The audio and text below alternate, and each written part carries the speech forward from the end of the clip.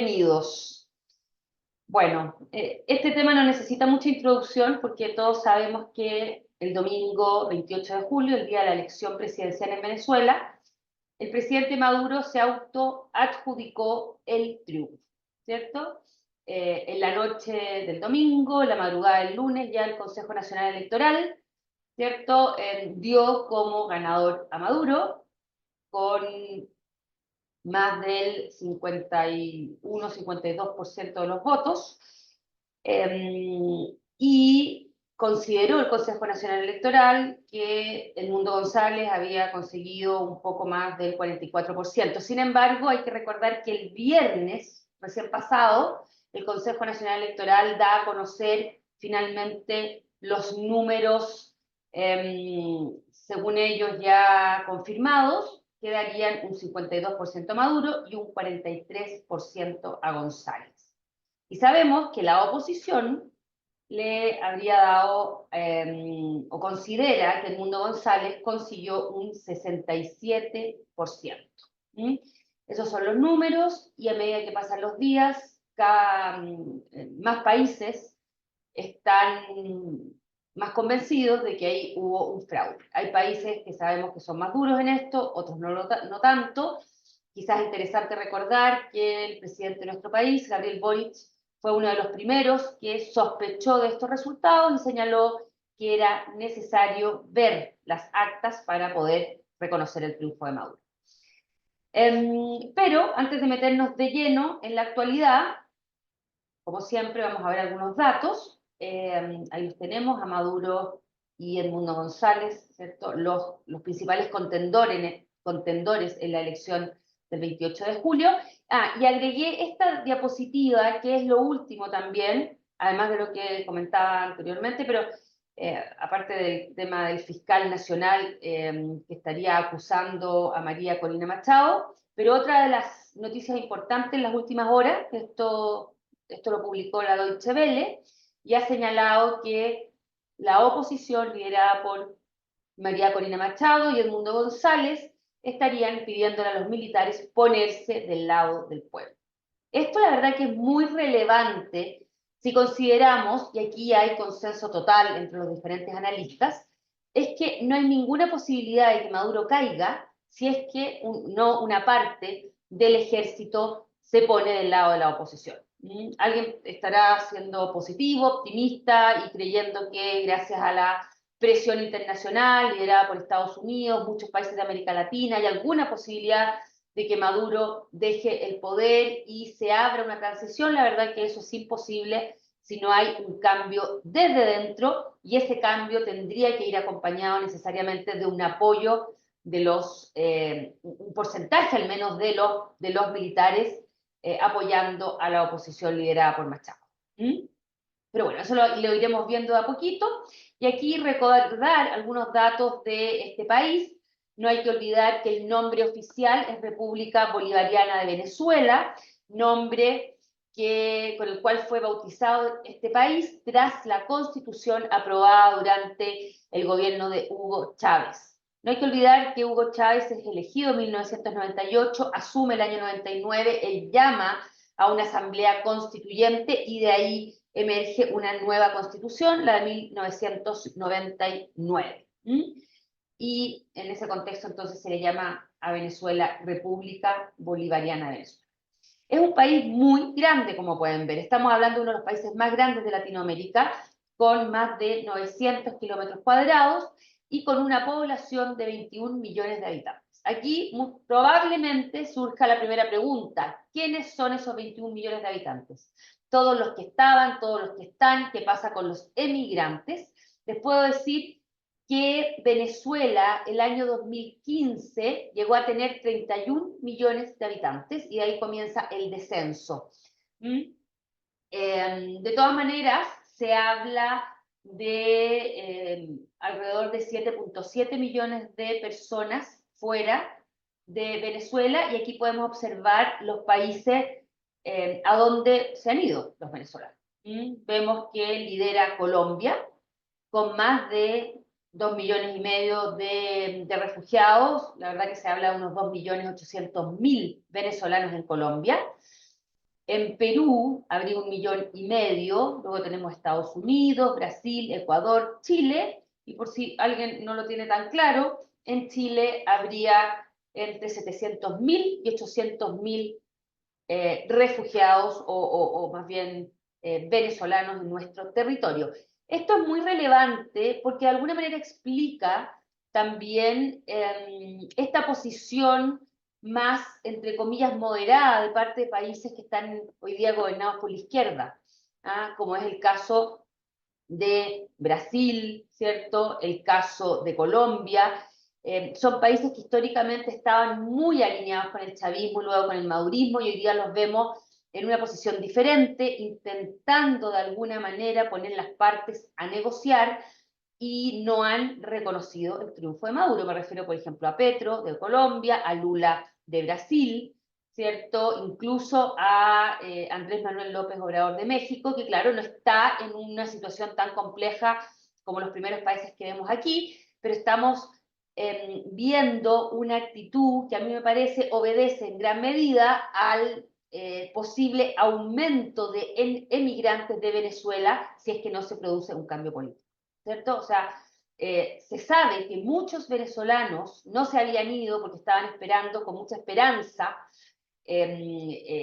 la transición o un cambio de ciclo político en Venezuela, y como eso no está ocurriendo y probablemente no ocurra, esos venezolanos van a intentar, van a salir de su país con destino a Colombia, Perú, Estados Unidos, Brasil, Ecuador, Chile, España, etcétera, etcétera. De hecho, en el caso de Chile se habla de unos 400.000 y quizás 800.000 nuevos venezolanos en este contexto tan dramático para estos ciudadanos venezolanos que no ven más, o sea, no ven otra cosa que el deterioro de su calidad de vida y una serie de problemas que se van sumando, que no solamente tienen que ver con la falta de libertad, sino con un problema económico que es terriblemente angustiante para los ciudadanos de Venezuela.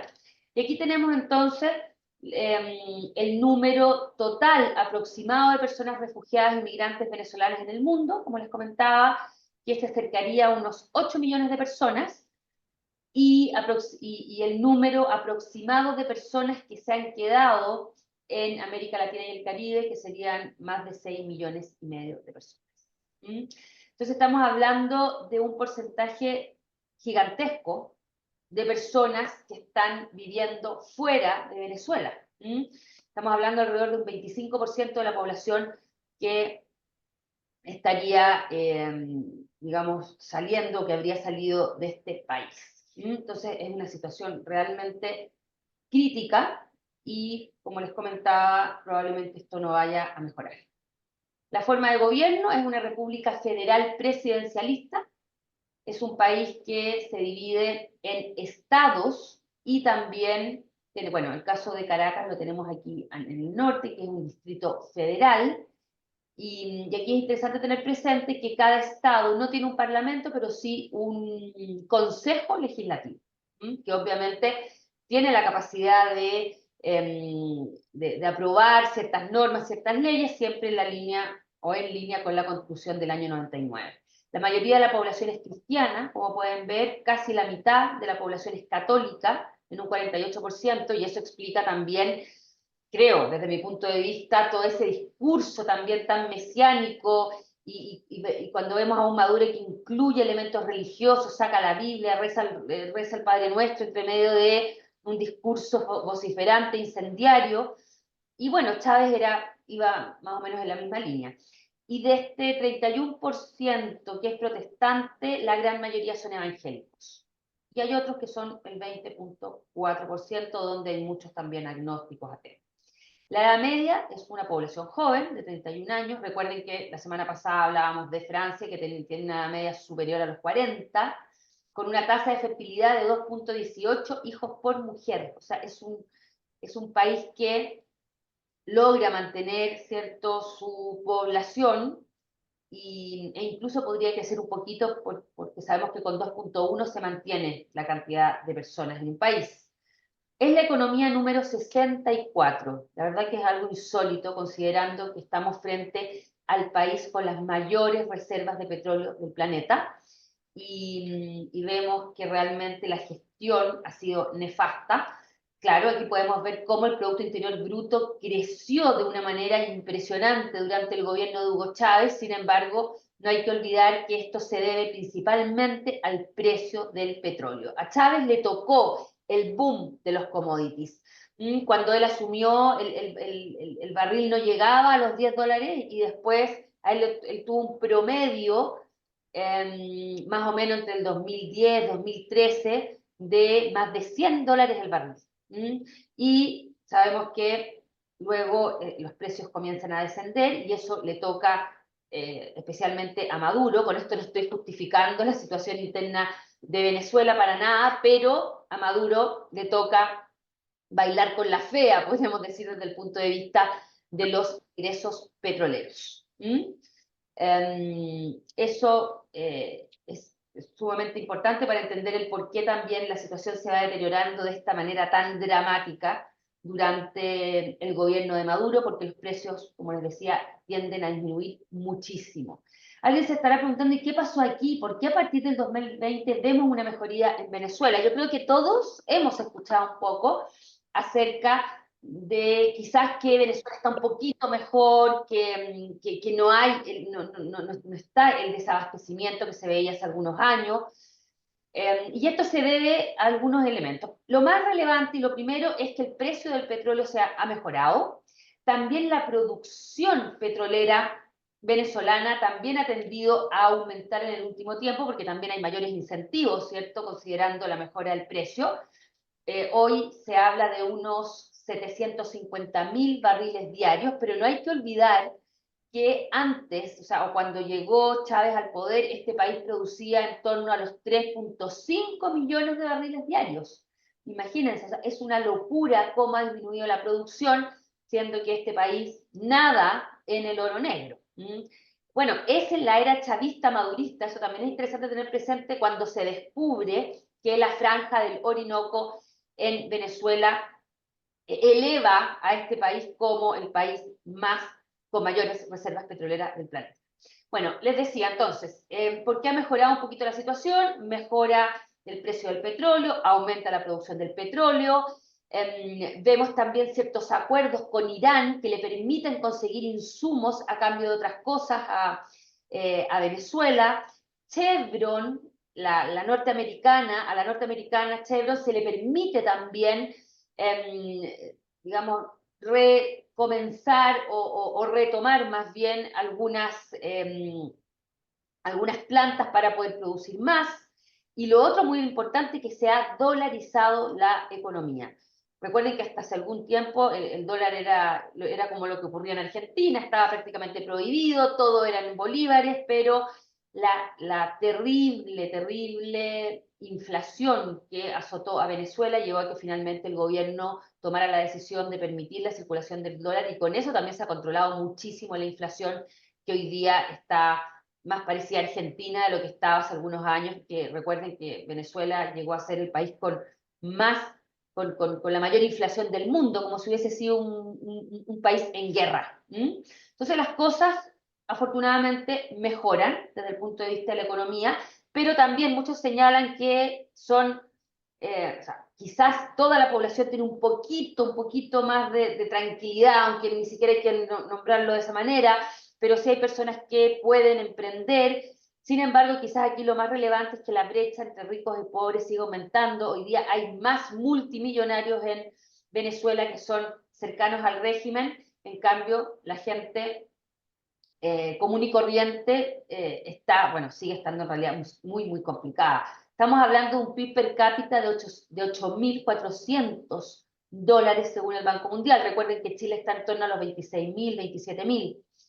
Y esto es lo más dramático: la población bajo la línea de la pobreza es del 81.5%.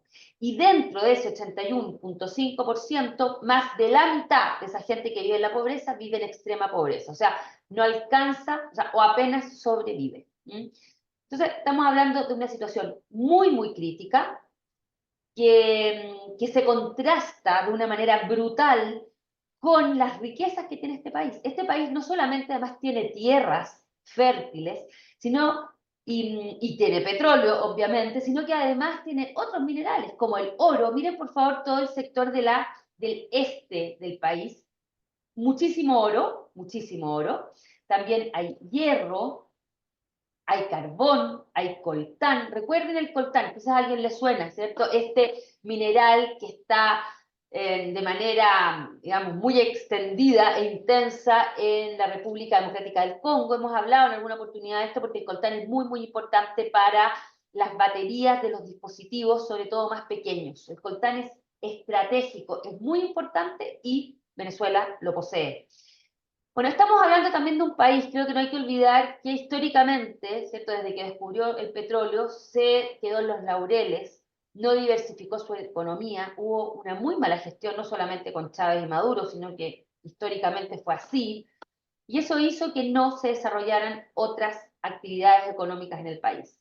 Hay un chiste que incluso dice que los venezolanos compraban el pan en Miami porque la verdad que se sentían ricos y no necesitaban preocuparse demasiado por, como les decía, diversificar la economía. Y este mapa también nos muestra el Esequibo, que yo creo que a todos nos suena un poquito, o la llamada Guyana Esequiba, que fue noticia durante el verano porque Maduro señaló que estaba listo para la guerra, algunos temieron que Venezuela pudiera eventualmente invadir la Guyana, porque Venezuela, y esto es así, considera que la Guyana Esequiba es parte del territorio venezolano. Yo no me voy a meter hoy día en este conflicto, hablamos de eso en su momento cuando abordamos el caso de la Guyana hace algunos años, pero sí es importante tener presente que el diferendo limítrofe es consecuencia de la descolonización británica de esta zona. Esta era la Guyana británica, y lo que desencadenó esta última crisis entre Venezuela y Guyana fue que Guyana llevó el caso a la Corte de La Haya, y eso no le pareció para nada a Venezuela. Y la verdad que Maduro lo hizo muy bien, porque Maduro sabe que la gran mayoría de los venezolanos está en la línea de que el Esequibo es parte de Venezuela, por lo tanto consigue ciertos apoyos importantes cuando eleva y tensiona la situación a propósito de este territorio. ¿Mm? En todo caso, es bien interesante. Yo les voy a aprovechar de mandar algún artículo en relación a esto, lo podré dejar también en los comentarios del canal, para que entiendan un poquito en qué consiste esa disputa. Y quizás lo más interesante, este problema, esta tensión entre Guyana y Venezuela se exacerba consecuencia del descubrimiento de grandes cantidades de petróleo en la Guyana hace pocos años. Es ahí cuando vemos a un Venezuela mucho más duro en su discurso frente a la Guyana, porque no solamente tiene oro, como podemos ver ahí, tiene uranio, sino que también hay muchísimo petróleo en el mar, como podemos verlo ahí en el mar Caribe o Océano Atlántico. ¿Mm? Eso muy importante. Bueno, ahora volviendo al tema de los hidrocarburos, yo ahí me quiero detener un poco porque probablemente muchos se estén preguntando, bueno, ¿y a quién le vende el petróleo Venezuela? Considerando todo el tema de las sanciones de Estados Unidos y toda esa dificultad que ha tenido Venezuela desde hace muchos años por el tema de las sanciones. Y aquí podemos ver que el principal comprador de petróleo venezolano es China, en un 68%. Eso también expone. Queda clarísima esta relación estratégica, ¿cierto?, entre China y Venezuela. China, recuerden que no tiene grandes reservas de hidrocarburos, necesita comprar el petróleo y el gas a otros países, y en este contexto se convierte Venezuela en un proveedor fantástico, porque además Venezuela, ¿qué hace? Le vende a China este petróleo, pero además China se ha convertido en un acreedor importantísimo para Venezuela. O sea, China le presta además dinero a cambio de, no solamente le compra, sino que hay un intercambio ahí de petróleo por deuda. Y el segundo comprador es Estados Unidos en un 23%, pero es muy por debajo de lo que le vende a China. Y Estados Unidos Bueno, hay periodos que le compra más, le compra menos. Podría haber disminuido también este número a propósito de la restitución de las sanciones por parte de Estados Unidos a Venezuela. Pero aquí creo que lo importante es entender que China es definitivamente el gran cliente de Venezuela. Y aquí, cuando hablamos de Centro y Sudamérica, ¿cuál es el país que salta rápidamente? Es Cuba, con un 4%, y Cuba sabemos que es un país también aliado de Venezuela. Miren, hoy día estuve leyendo una entrevista que me pareció sumamente interesante a Moisés Naim, que es uno de los analistas favoritos míos. Y Moisés Naim, que además de origen venezolano, dice algo que desde mi punto de vista es bastante obvio, pero no se dice explícitamente, y es que Venezuela es un país ocupado por una potencia extranjera. ¿Y cuál es ese país? Cuba. Es tal la dependencia de Venezuela de Cuba, sobre todo en lo que tiene que ver con las decisiones. Venezuela no toma ninguna decisión sin escuchar a Cuba, o probablemente, digamos, Cuba es el país que está todo el tiempo orientando y direccionando las decisiones que toma Venezuela. Sabemos que muchos médicos, profesores, ¿cierto?, se trasladan desde Cuba a Venezuela, y Venezuela le vende petróleo barato a Cuba. Pero el nivel de injerencia de Cuba es altísimo. Eso también no se nos puede olvidar. Y como les digo, para Cuba es fundamental ese petróleo que llega a la isla. Fundamental. Bueno, para llegar al 28 de julio pasaron algunas cosas. Y aquí vamos a ver cuáles son los hitos más relevantes para entender ese momento.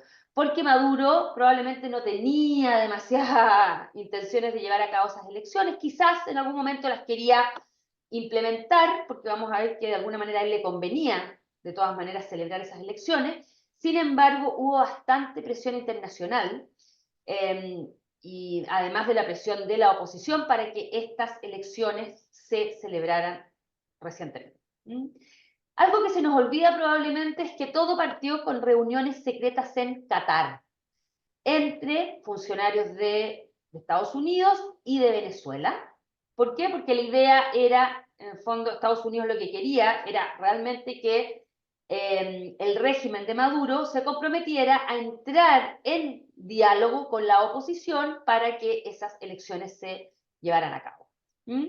Entonces, estas conversaciones secretas en Qatar, aquí hago un paréntesis, es muy interesante ver cómo Qatar se va convirtiendo definitivamente como en un país emblemático en cuanto a mediaciones, conversaciones, diálogos, etcétera, etcétera. O sea, se me viene a la mente rápidamente todas las negociaciones entre Irán y Arabia Saudita, donde, bueno, en ese caso también estuvo China ahí presente, pero vemos ahora, por ejemplo, el caso de Hamas con Israel. Muchos dicen que Qatar sería el país, y todo el tiempo en realidad están tratando de acercar posiciones a través de Qatar. Bueno, entonces, ¿qué origina? ¿Cuál es el resultado de esas conversaciones en Qatar? Los llamados acuerdos de Barbados. Yo no sé si ustedes se acuerdan, pero fue un periodo largo de conversaciones que se rompían, que se volvían a reanudar, y finalmente se firma un acuerdo a mediados de octubre del año 2023, donde Maduro y la oposición, como señala este titular, pactan elecciones en la segunda mitad del próximo año, refiriéndose a julio, en este caso de 2024. Según aquí esta bajada, los inhabilitados y los partidos políticos tendrán una ruta para recuperar sus derechos. Se invitará a observadores internacionales de la Unión Europea, Naciones Unidas y otros a las presidenciales del 2024. ¿Qué consiguió Maduro con esto? Algo muy importante, que Estados Unidos le levantara muchas sanciones y le permitiera vender el petróleo, no como quisiera Venezuela, pero sí le dio cierta holgura, y eso también explica en gran medida la mejoría en la economía venezolana. Entonces tenemos conversaciones de Qatar, acuerdos de Barbados, donde también aquí el régimen de Maduro se comprometió a aceptar una primaria dentro de la oposición, primaria que efectivamente se celebró el año pasado, Sin embargo, sabemos que aunque María Corina Machado ganó con más del 90%, ella no pudo convertirse finalmente en la candidata porque el gobierno de Maduro consideró que ella tenía que ser inhabilitada por tener acusaciones de corrupción. ¿Mm? De todas maneras, yo no sé si ustedes lo recuerdan, pero ella llega a esa elección, a esa primaria ya inhabilitada. Entonces uno también pensaba, pero ¿por qué esta mujer sigue y sigue si no la van a dejar, ¿cierto? Presentarse e inscribirse como candidata de la oposición. Pero ella probablemente, esto es una opinión personal, creyó que, consecuencia de los acuerdos de Barbados, habría alguna posibilidad de que con la presión internacional Maduro reculara, o más bien, digamos, el régimen reculara y ella finalmente se pudiera convertir en la candidata de la oposición. Eso no ocurrió. María Corina Machado, como les comentaba, no logra convertirse en la candidata oficial. Ella lo que hace es presentar como parte de la oposición, ¿cierto? A Corina Lloris, una intelectual que también no es inhabilitada. El caso de ella llama más la atención porque a ella se le impide la inscripción como candidata. Y este momento es bien importante, la verdad, porque también desde mi punto de vista, marca un punto de inflexión en toda esta historia, y es que, por ejemplo, Lula, un presidente históricamente cercano primero al chavismo, después al madurismo, señala que lo de Corina Lloris es inaceptable, o al menos a él le parece muy raro, porque él puede entender que María Corina Machado haya sido inhabilitada por tales y cuales argumentos, pero a Corina Lloris no se le había permitido inscribirse, y eso a él le parece por lo menos sospechoso. No lo dice con esas palabras, pero entonces ya vemos un Lula bastante más crítico de lo que habíamos visto en el pasado cuando Corina Lloris se trata de inscribir. Y aquí vemos algo muy interesante. Corina Machado habla o sea, no sé si lo habla ella, pero en algún momento se habla del candidato sin cara, sin rostro. María Corina Machado sabía que algo así podía ocurrir, entonces cuando vienen las inscripciones, se inscribe a Edmundo González Urrutia, pero ni siquiera se menciona su nombre, pensando en que probablemente otras posibilidades no se iban a dar, digamos.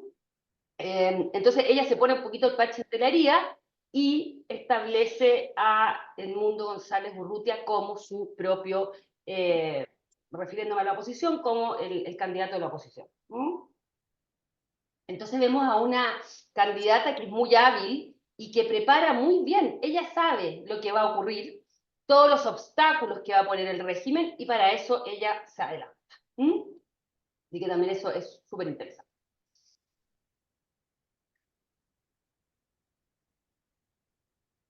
Bueno, aquí llegamos a otro titular que nos habla mucho de este fraude anunciado, podríamos decir, y planificado. ¿Por qué? Porque vamos a ver que hay una serie de obstáculos que pone el gobierno a la oposición, partiendo por la inhabilitación de María Corina Machado. Sin embargo, este punto me parece sumamente interesante y que se ha mencionado muy, muy poco en la prensa y en todos los análisis que yo he podido leer, y es la ley que se aprobó en abril de este año contra el fascismo.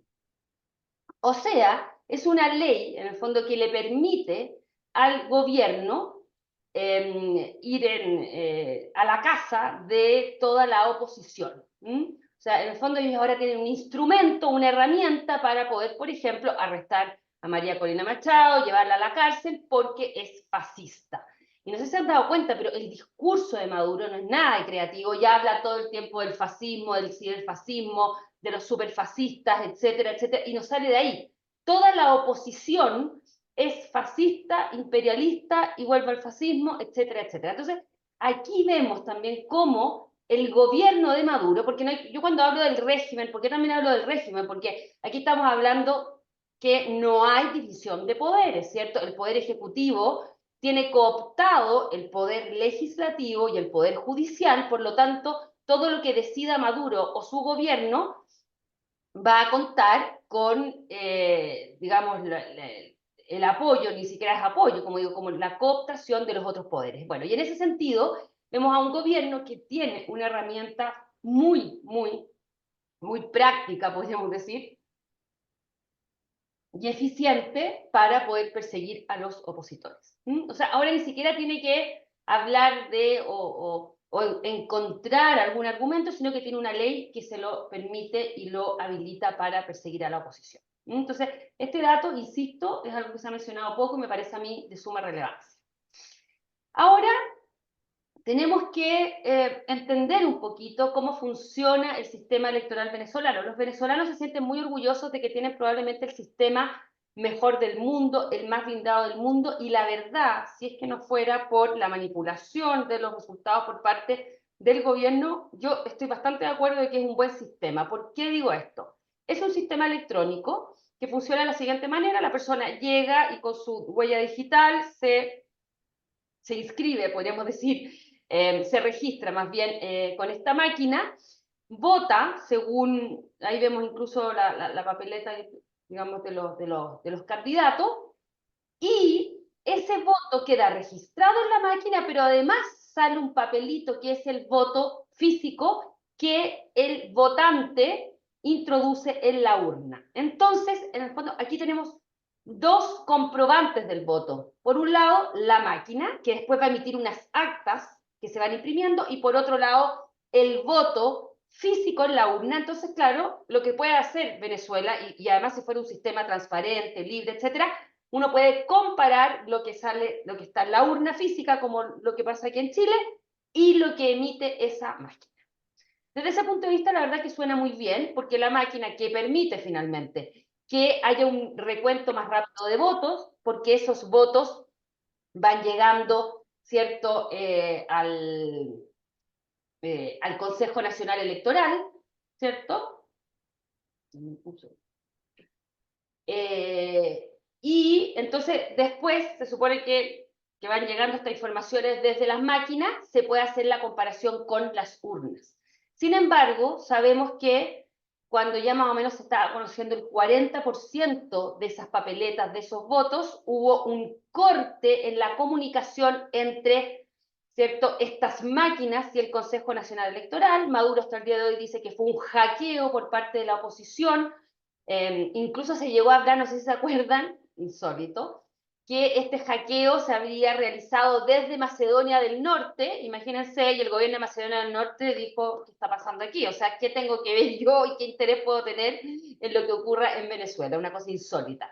Bueno, pero hubo un corte. O sea, los datos telemáticamente que se envían desde estas máquinas y desde las mesas donde se vota, ¿cierto?, según el Consejo Nacional Electoral, no llegaron. No siguieron llegando, producto de un hackeo de la oposición, y la oposición señala, obviamente, que fue el gobierno, el régimen de Maduro, que llevó a cabo este corte cuando se dio cuenta que ya era irremontable y que si seguían, digamos, recibiendo esas papeletas o esas actas, más bien, ya se iba a consolidar el triunfo de Edmundo González.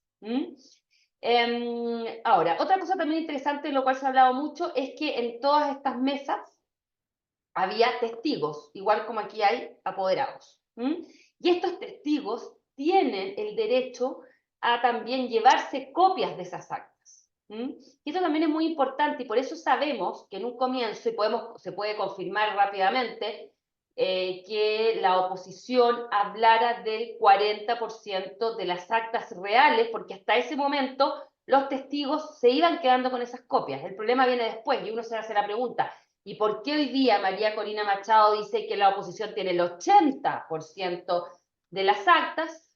Porque María Corina sabía lo que iba a ocurrir, se adelantó, entonces hizo que esos testigos pelearan con uñas y con lo que pudieran en las mismas mesas de votación para conseguir esas actas. Hubo también personas que incluso se dieron vuelta a la chaqueta y estuvieron dispuestas a tomar fotos, a también lograr conseguir esas actas, y es así como la oposición incluso hoy día tiene una página web donde ha ido subiendo todas esas actas a las cuales todo el mundo tiene acceso. Aquí también se ha dicho que Venezuela o la oposición venezolana tiene muchísimo apoyo de personas muy preparadas en el tema informático y que remotamente desde afuera están todo el tiempo mejorando el blindaje de este sitio, que obviamente está siendo hackeado todo el tiempo por el gobierno, pero que logra mantenerse accesible gracias al apoyo y al trabajo de muchos venezolanos, sobre todo en el exterior. Entonces, de ese modo, finalmente, la oposición consigue más del 80% de las actas y con eso podría demostrar, según la oposición, que ellos triunfaron definitivamente con el 67-68%. ¿Mm? Es un tema un poquito complejo lo de las actas, pero había que mencionarlo porque sabemos que muchos países, partiendo por Chile, ha señalado que no se va a reconocer el triunfo de Maduro si no se dan a conocer las actas por parte del gobierno, es decir, por el Consejo Nacional Electoral. Que ha sido muy burdo también lo que ha hecho el Consejo Nacional Electoral, porque dio ese primer recuento o ese primer resultado a la madrugada del lunes, luego confirma esos números y los redondea el día viernes recién pasado, pero no ha dado ningún indicio, ninguna información disgregada de esos resultados. ¿Ah? Entonces, es una cosa insólita. La verdad que es algo impresionante. ¿Mm? Miren, aquí me voy a detener un segundo en esta papeleta gigantesca, donde sale Maduro creo que 13 veces, porque son todos esos partidos que apoyan a Maduro. Y aquí vemos voy a acordar aquí, el Partido Comunista de Venezuela. ¿Por qué me voy a detener un segundo ahí? El Partido Comunista de Venezuela es, o estaba, digamos, apoyando a Maduro, era el partido del Partido Comunista de Venezuela, y sabemos que ese partido, con el tiempo, está cada día más decepcionado de su presidente, Maduro, y en estas elecciones ha señalado que realmente no se puede reconocer el triunfo de Maduro con este nivel de incertidumbre y todo el tema de las actas. Incluso yo leí en algún sitio donde el Partido Comunista Venezolano hablaba de que Maduro ya le había quitado los derechos políticos, perdón, ya le había quitado los derechos económicos y sociales al pueblo venezolano y ahora le quería quitar los derechos democráticos. Esto, la verdad es que desde mi punto de vista es bien impresionante, considerando cómo el Partido Comunista de Chile está defendiendo de una manera impresionante el resultado de la elección, considerando además que Maduro está en lo cierto y que triunfó con un 52% de los votos. Ni siquiera el Partido Comunista Venezolano hoy día cree en su presidente Maduro, y creo que eso es algo digno de comentar, por lo menos. ¿Ya? Entonces tenemos el tema de las actas y veremos qué ocurre, pero la verdad que, como dicen muchos, no podemos, o sea, no puede pretender Maduro dar a conocer un resultado disgregado por, como se dice, mesa, parroquia, ciudad, no sé, como queramos llamarlo, 2 semanas o 3 semanas después, porque eso es asumir o confirmar que efectivamente hubo fraude. Eso ya no lo hizo y tampoco lo va a hacer, desde mi punto de vista. ¿Mm? Bueno, vamos viendo más obstáculos que ha puesto el gobierno a la oposición. Bueno, ahí tenemos una copia de un acta que está firmada por los testigos. A ver, el Consejo Nacional Electoral. Esto también es interesante de tener presente, porque quizás todos piensen que los 5 miembros del Consejo Nacional Electoral son maduristas, si no es así, son los 3 del centro, ¿ah? Liderados por Amoroso, que lo tenemos ahí, que es la cabeza, ¿cierto?, de este Consejo Nacional Electoral, de 5 miembros, pero claro, con 3 ya oficialistas, es suficiente para que el Consejo Nacional Electoral haga la voluntad de Maduro. Ya se está hablando desde el punto de vista de la comunidad internacional que Amoroso sería un cómplice importante en este fraude. Lo tenemos ahí.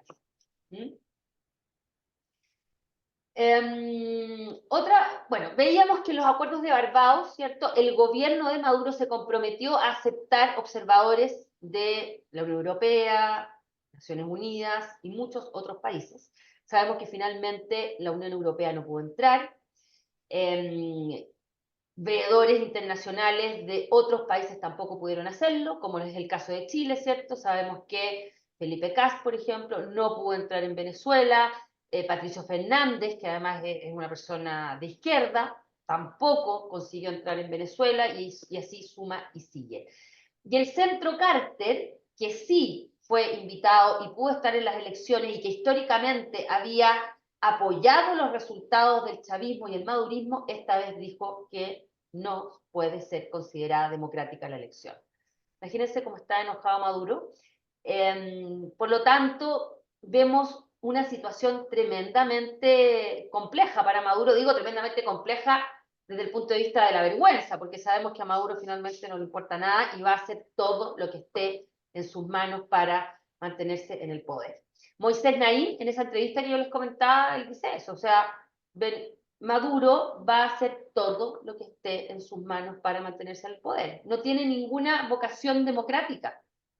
Además sabe que si deja el poder va a terminar como tantos dictadores en el planeta, ¿cierto? Quizás como un Gaddafi en una tubería o un Saddam Hussein, ¿cierto? Colgado, no sé, pero mínimamente muchos intentarían llevarlo a la Corte Penal Internacional. Recuerden que él sí ya está acusado por esa corte. Ahora aquí también me quiero detener otro segundo, porque en general da la sensación de que el mundo se dio cuenta de que Maduro era un dictador ahora porque se cometió fraude en la última elección. Eso pasa, o sea, eso es lo que uno observa por parte de los análisis que uno puede leer, y a muchos se les olvida que hay otros temas que están presentes y que son mucho más graves incluso que el fraude, como son la desaparición de personas, las torturas, las ejecuciones sumarias.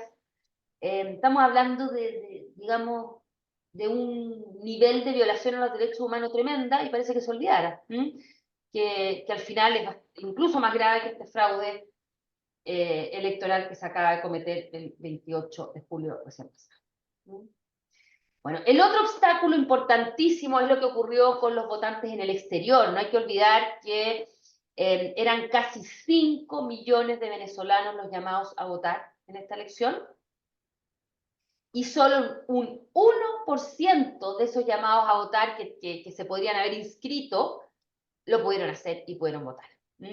La verdad que es impresionante. Pero también, si uno se pone del lado de Maduro y uno dice, bueno, es obvio que tratara de impedir que ellos participaran, porque estamos hablando de millones de personas que han salido de Venezuela realmente desesperadas por la situación y en general obviamente también son opositores al régimen de Maduro. Entonces votaron muy poquitos, se pusieron muchos requisitos a esos venezolanos para votar, muchísimos, se dio poco tiempo, y además los mismos consulados y las mismas embajadas se pusieron más obstáculos de lo que incluso el régimen de Maduro había, digamos, dado como orden, digamos, lo que había ordenado. Entonces ahí tenemos otro tema, o sea, otro antecedente que nos viene a confirmar la idea de un fraude planificado.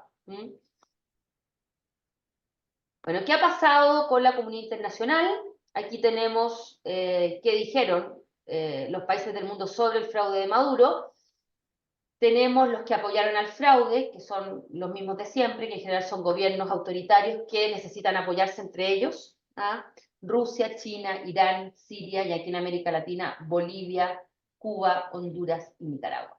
Esto es bien impresionante porque vemos también como que un caso tan particular y tan quizás no tan relevante a nivel internacional viene a ser un ingrediente más en este planeta tan dividido entre los que no quieren a Estados Unidos y los otros, porque la verdad que yo no quiero decir que el resto del planeta quiera a Estados Unidos, pero Rusia, China, Irán, Siria, todos estos países que están en rojo, ¿qué tienen en común? Que son anti-imperialistas o anti-Estados Unidos y son países que la democracia brilla por su ausencia, básicamente. Y esto es bien importante también para entender el por qué Maduro termina celebrando elecciones. Porque esa pregunta yo creo que, insisto, ya la hice, pero hay muchos que se la siguen planteando. ¿Por qué Maduro se expone a una elección que va a tener que hacer fraude para poder mantenerse en el poder? Porque es mucho más fácil para un país como Rusia, China, Irán, eh, Honduras, Nicaragua, etcétera, es mucho más fácil para estos países apoyar a Maduro y el reconocimiento del resultado de Maduro si lleva a cabo elecciones que si no las lleva. Porque si no hace elecciones, Venezuela es explícitamente y evidentemente una dictadura. Pero como realiza elecciones democráticas de vez en cuando, democráticas entre comillas, los países que lo apoyan pueden decir, pero si nosotros apoyamos a Venezuela, porque Venezuela realiza elecciones periódicamente que se atienen a la Constitución. No hay que olvidar que Chávez logró en su momento una reforma constitucional que permitía la reelección indefinida, por ejemplo, ¿cierto? Entonces, mínimo tienen a Maduro hasta el 2031, pero si sigue, podría seguir reeligiéndose. Es bien impresionante. Bueno, entonces tenemos los rojos, que son los que apoyaron el fraude, tenemos los que rechazaron el fraude, como es Uruguay, Argentina, Chile, Perú, Panamá, Costa Rica, bueno, que son muchos de los países que fueron también expulsados de Venezuela a consecuencia de este rechazo al fraude, y están los que piden un recuento transparente de los votos, como Brasil, Estados Unidos, Colombia, pero yo también me atrevería a decir que Chile está más en el lado morado que en el azul, como está aquí en la infografía, porque Chile ha insistido que en el fondo no va a reconocer a Maduro ni va a reconocer a Edmundo González hasta que no se transparenten las actas. Entonces, eso también es importante de tener presente. Ahora, creo que también hay que recalcar esta idea de que Brasil, el presidente Lula, ha tenido un acercamiento importante hacia Biden. Hemos visto que Estados Unidos y Brasil están en conversaciones para, junto con Colombia y México, poder de alguna manera influir dentro de Venezuela para que el régimen de Maduro negocie con la oposición y se pueda comenzar un periodo de transición. Yo lo veo imposible o sumamente difícil, pero este tema sigue presente. De hecho, recuerden que Lula estuvo aquí de visita aquí en Chile y se había conversado también de ese tema, y algunos hablan de que quizás Chile también estaría sumándose a ese grupo de países para lograr presionar al gobierno de Maduro para que converse con la oposición y se evite un baño de sangre, básicamente. Yo lo veo muy difícil, muy difícil. Esto también es insólito. Maduro rompe de facto relaciones diplomáticas con Chile, ¿cierto? Y el gobierno tilda por primera vez de dictadura al régimen chavista. ¿Por qué esto es importante? Sabemos que Venezuela expulsó a muchos países, ¿cierto? Expulsó a los cuerpos diplomáticos, ya estas embajadas tuvieron que ser evacuadas, y el argumento del señor Maduro, lo podemos ver aquí, dice: la República Bolivariana de Venezuela expresa su más firme rechazo ante las injerencistas acciones y declaraciones de un grupo de gobiernos de derecha subordinados a Washington y comprometidos abiertamente con los más sórdidos postulados ideológicos del fascismo internacional, tratando de reeditar el fracasado y derrotado grupo de Lima. Esto a mí me pareció lo más genial, en el sentido de que en el fondo lo que hace Maduro es demonizar, ¿cierto? Demonizar a estos países del Grupo de Lima.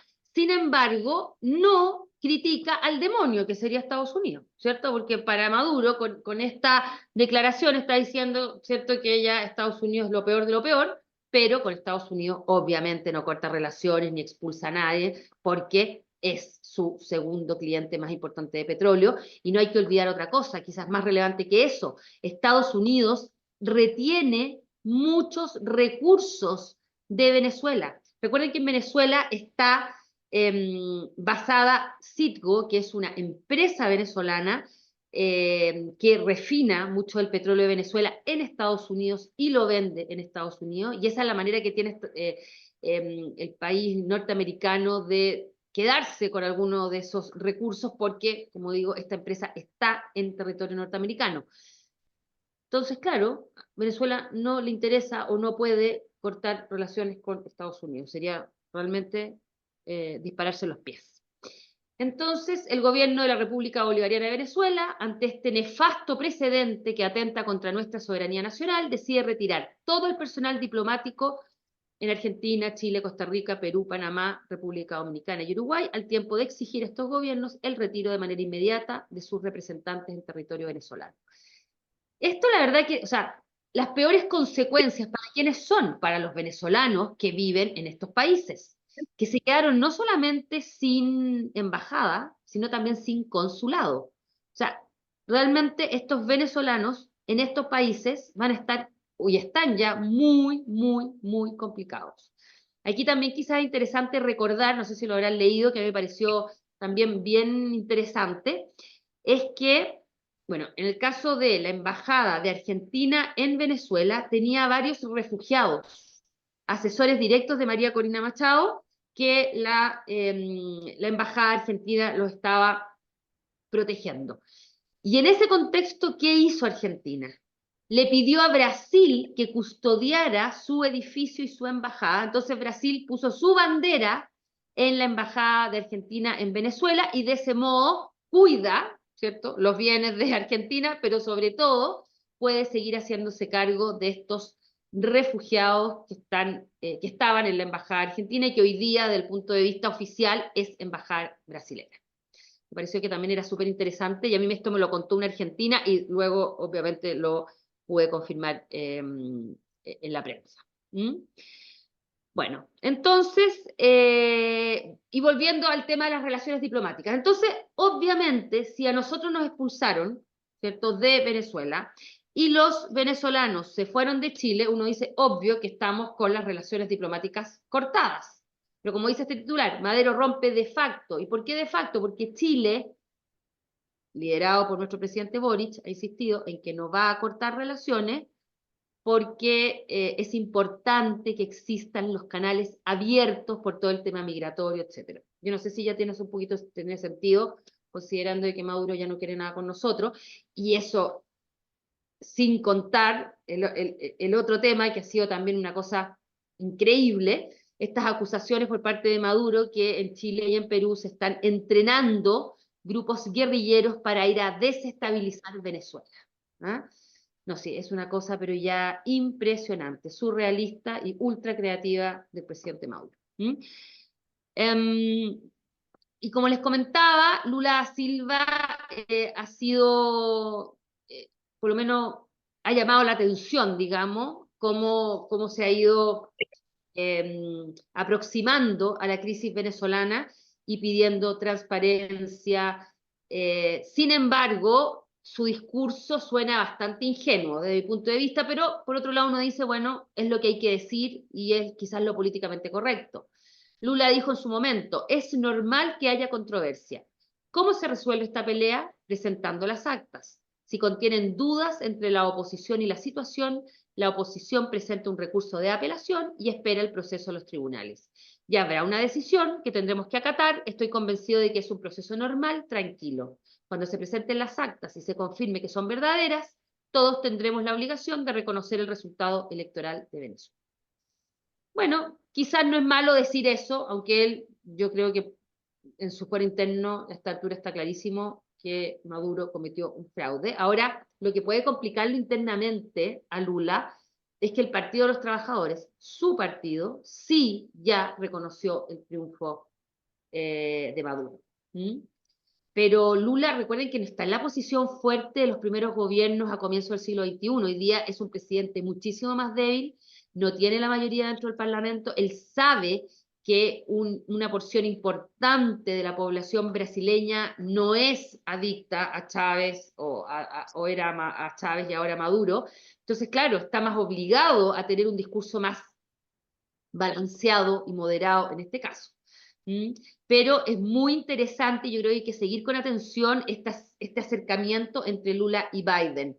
Quizás algo pueda salir de ahí, pero insisto, yo creo que Maduro no va a hacer nada más que fortalecerse en el poder, gracias sobre todo al apoyo de países tan importantes como Rusia y China. ¿Mm? Aquí también es interesante detenernos un segundo, porque entre otras consecuencias